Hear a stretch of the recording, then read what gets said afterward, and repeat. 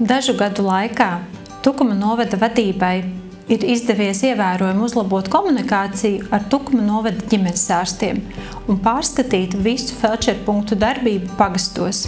Tukuma novada pašvaldība ir pateicīga ikvienam ģimenes ārstam par darbu, ko tie veic ikdienā. Ievērojami palielināts arī pašvaldības vienreizējs atbalsts jaunas ģimenes ārstu prakses izveidošanai. Kā rezultātā izdevies piesaistīt 4 jaunus ģimenes ārstus Engurē, Kandavā un Tukumā.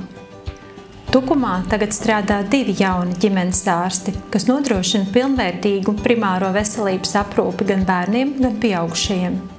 Turklāt Engurē atvērts jauns doktorāts, kurā iespējams nodrošināt ne tikai vizītes akūtu saslimšanu gadījumos, bet arī profilaktiskos izmeklējumus, nodot analīzes un veikt dažādas citas medicīniskās manipulācijas.